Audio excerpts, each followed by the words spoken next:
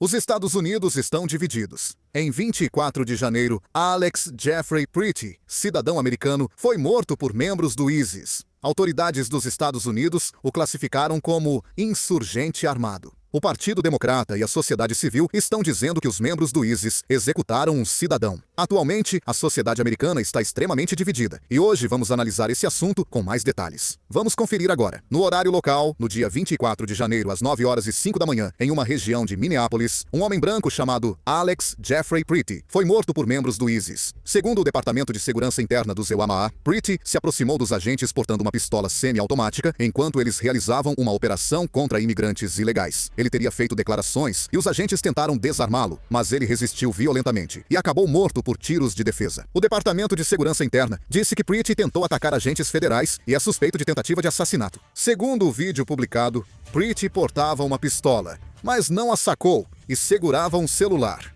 o que pode ser confirmado nos vídeos nas redes sociais. Quando Pretty foi baleado, ajudava outra manifestante. Já tinha sido atingido por spray de pimenta e estava imobilizado no chão por agentes do ISIS. Em seguida, um agente do ICE atirou ao menos 10 vezes em Pretty em 5 segundos, causando sua morte. Além disso, parece que o agente do ICE já havia tirado a arma antes do tiroteio. Então, ele atirou contra uma pessoa desarmada. No dia 7 de janeiro, logo após Reni Gushi ter sido morto a tiros por um agente do ICE durante uma abordagem de trânsito, no dia 24 de janeiro, aconteceu novamente um caso inédito em que outro cidadão morreu pelas mãos de um agente do ICE. O local da morte de Pretty ficava só 1,6 quilômetros de onde Reni Gushi foi assassinado. No caso de Pretty, ele trabalhava como enfermeiro no Hospital de Veteranos de Minneapolis, cuidando de veteranos de guerra. Ele era legalmente autorizado a possuir armas e não tinha histórico criminal, apenas algumas infrações de trânsito e estacionamento, segundo a polícia de Minneapolis. Além disso, o governo federal iniciou uma investigação sobre este tiroteio. No entanto, as autoridades de Minnesota foram impedidas de intervir, pois o governo federal declarou que controlaria todo o processo investigativo. Naturalmente, o estado de Minnesota está reagindo contra isso. Um juiz federal de Minnesota emitiu uma ordem temporária proibindo a destruição ou adulteração de quaisquer provas relacionadas ao caso. As autoridades locais foram excluídas da investigação e nem sabem quem atirou em Pretty. O principal problema é que o governo federal controla toda a investigação do tiroteio e impede a participação das autoridades de Minnesota. Essa questão não é apenas um procedimento administrativo sobre qual órgão conduz a investigação, mas sim um assunto que atinge diretamente o princípio fundamental do federalismo que sustenta os Estados Unidos como nação. No sistema constitucional dos Estados Unidos, o governo federal e os governos estaduais foram projetados para dividir poderes e se controlar mutuamente. Especialmente em casos graves envolvendo a morte de civis, mesmo que agentes federais estejam envolvidos, normalmente as investigações estaduais ocorrem em paralelo ou, pelo menos, há espaço para a intervenção do governo estadual. No passado, também houve casos em que agentes federais mataram civis no local, e nesses momentos, as promotorias estaduais ou órgãos de investigação estaduais conduziam investigações independentes ou paralelas às investigações federais. Isso funcionava como uma espécie de mecanismo de segurança para minimizar conflitos de interesse que poderiam surgir quando o poder federal investigava a si próprio. Mas, neste caso, o governo federal declarou que assumiria toda a autoridade investigativa, deixando a polícia e a promotoria do estado de Minnesota sem acesso ao local e sem sequer conseguir identificar o agente responsável. É claro porque o estado de Minnesota está reagindo fortemente a essa situação. Se um agente federal mata um cidadão e o governo federal investiga e julga o caso, surgem dúvidas sobre a imparcialidade e credibilidade do resultado. Se esse precedente se firmar, no futuro, o governo estadual pode ficar sem meios de agir contra atos de agentes federais em qualquer estado. Isso enfraquece o federalismo americano, onde cada estado tem autoridade judicial e responsabilidade pela segurança pública.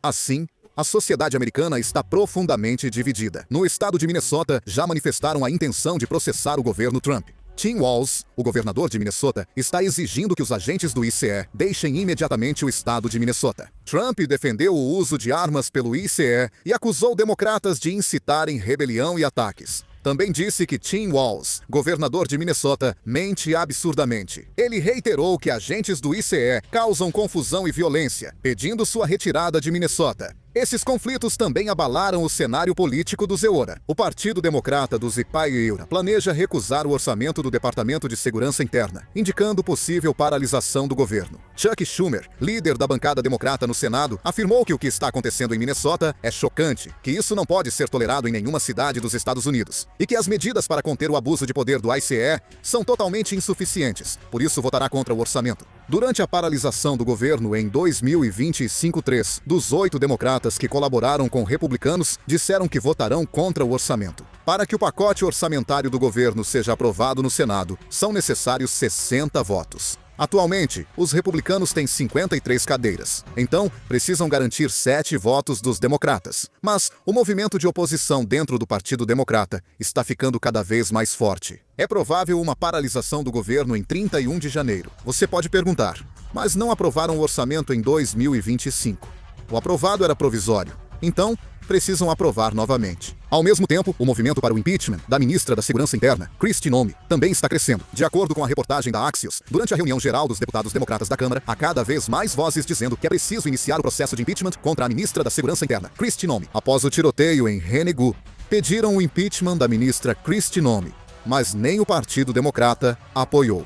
Agora, essa ideia parece ganhar força, não? E isso não é algo que está sendo criticado apenas dentro do Partido Democrata. Dentro do Partido Republicano também, há cada vez mais casos de pessoas criticando ou expressando preocupação com esse tipo de atitude do governo Trump. A senadora Lisa Murkowski declarou que é necessário levantar sérias dúvidas dentro do governo sobre se o treinamento de imigração foi suficiente e quais orientações foram dadas durante a execução da missão. O deputado Thomas Massie disse que portar armas é um direito dado por Deus e protegido pela Constituição, não uma sentença de morte. Segundo ele, quem não entende isso não deve atuar na lei ou governo. Outro ponto a ser destacado é que esse tiroteio não é apenas uma questão de segurança pública, mas está rapidamente se transformando em um debate antigo sobre armas de fogo na sociedade americana. O governo Trump afirmou que Fred estar armado justificou o tiroteio, considerando a resposta inevitável. Essa declaração basicamente dá a impressão de que o simples fato de estar armado pode justificar o uso letal da força, e é exatamente nesse ponto que está surgindo uma forte reação contrária. A Associação Nacional de Rifles do Zipaieura afirmou oficialmente que é muito perigoso fazer declarações que classificam cidadãos que possuem armas legalmente e obedecem à lei como ameaças potenciais. Quando uma autoridade que exerce o poder público envia uma mensagem que justifica certas ações antes mesmo de sair todo o contexto do caso e os resultados da investigação, isso pode acabar levando milhões de proprietários legais de armas a serem tratados como criminosos. A Associação Nacional de Rifles do Zipaieura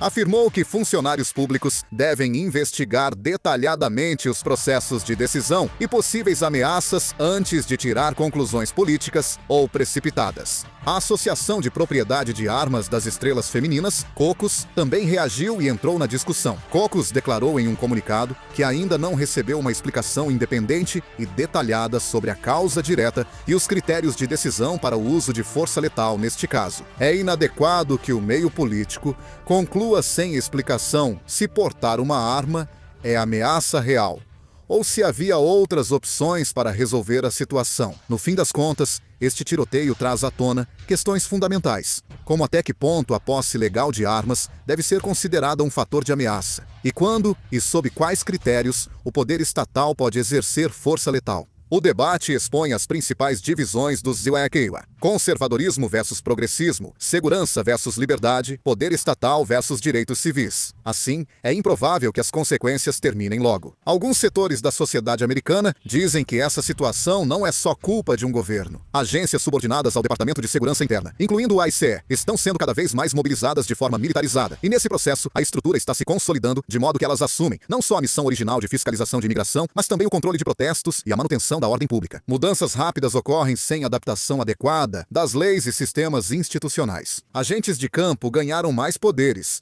mas não há consenso social sobre os limites dessa autoridade. No final das contas, há uma interpretação crescente de que a morte de Brett não foi uma tragédia acidental, mas sim o resultado do poder federal, que cresceu sem mecanismos de controle, entrando em confronto direto com os cidadãos nas ruas. Se esses confrontos seguirem, é provável que a sociedade americana entre em confronto direto, sem buscar compromisso. Os EUA já parecem divididos em dois. O que acham disso? Por favor, deixem seus comentários também. Vou encerrar o vídeo por aqui. Obrigado.